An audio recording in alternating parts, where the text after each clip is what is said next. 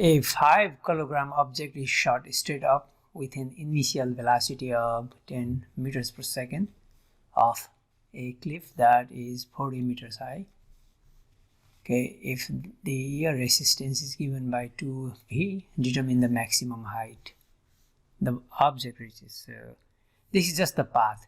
In fact, the object was thrown vertically up, okay, not like this. Anyways, so the initial velocity, so we are assuming upward motion is positive, okay.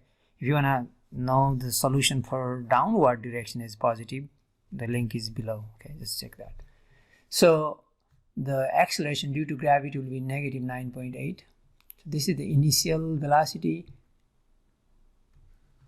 So v, when time is 0, v0, we can think that is v0, and 40 meters, that's the initial height, yes, 0. So s is height or position, that's 40. And the question is the max height, okay. So the motion of this is given by the force m times acceleration dv over dt is the weight minus this one, air resistance, to v. So just v, okay, absolute value just becomes v. Just now m is 5 kilograms, just divide by 5, so m cancels, dv over dt equals cancel, so g is now negative 9.8. we are dividing by m, so minus 2 over m is 5, so 0.4 v. So add this both sides, so dv over dt plus 0.4 v equals negative 9.8. okay, in fact this is a separable ODE as well as linear, so I want to make it linear. This is linear, so integrating factor is then e raised to integral of this number 0.4 dt, which is e raised to a number, and antiderivative of number is just the number t, so 0.4 t. Now we multiply both sides of this, differential equation by integrating factor, okay, both sides. Then the left hand side automatically becomes derivative of v and e raised to the integrating, that's the integrating factor, equals, we multiply this by integrating factor, okay. Now we integrate both sides. If we integrate both sides, left hand side is just v times e raised to 0.4 t equals, integrate this one. So we know that when we have e raised to, let's say, alpha t, alpha is a number, and we want to integrate, that is just itself divided by alpha. And here is 9.8 is just 9.8, itself divided by 0.4. okay, that becomes now, okay, I forgot the negative sign, negative 24.5 e raised to 0.4 t plus some constant, because we are integrating both sides, okay. Now divide by this integrating factor e raised to 0.4 t, so we got v, in fact v is a function of t, okay, equals, divide by that, so this cancels, so negative 24.5 plus c over this one, or c over means if we move up, negative exponent, okay. Now using the initial velocity, which is 10 meters per second, we can find the value of c, okay. So using v0 equals 10, we get 10 equals negative 24.5 plus c times e raised to negative 0.4 times t is 0, so e raised to 0, which is 1, don't have to write, okay. Now we can isolate c, add 24.5 both sides, so c is just 34.5.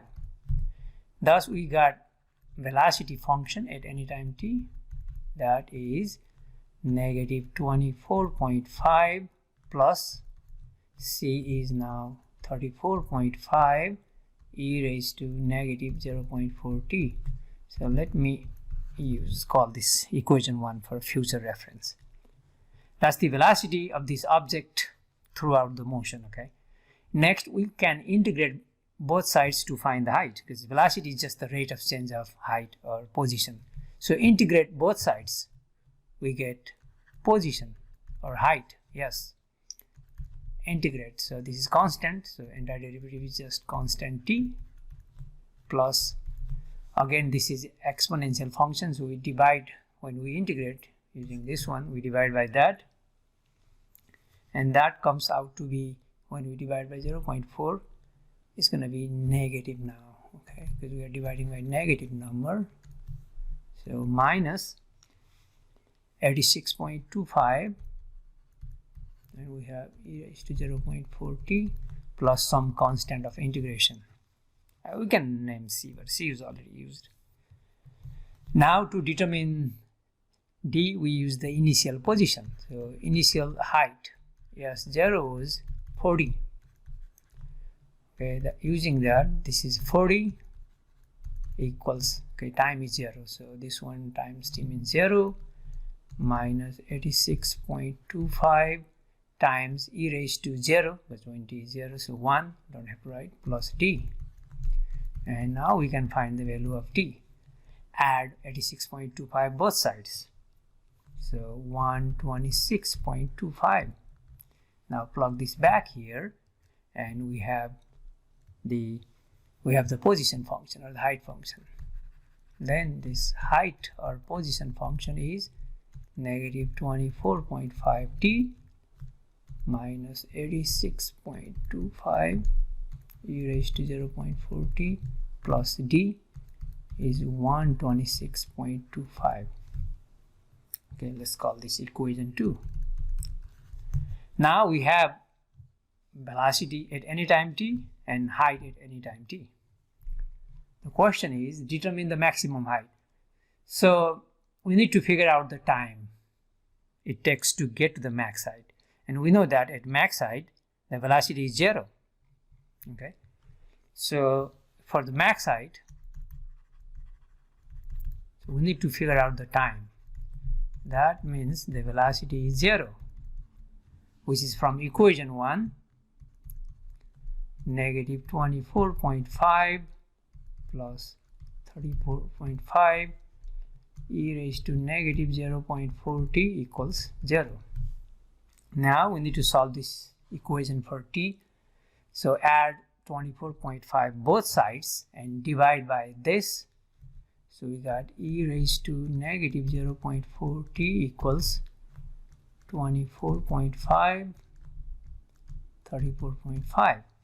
Now take ln both sides, then this is gone. So we are left with negative 0.4 t equals ln of this. And t is what then? Just divide by that. So t equals ln of this fraction divided by negative 0.4. Now use your calculator and it comes out to be 0.86. Okay, that's the time the object needs to get to the max height. Then what is the max height? So we plug into equation 2, that's the height function. Just evaluate this at 0.26.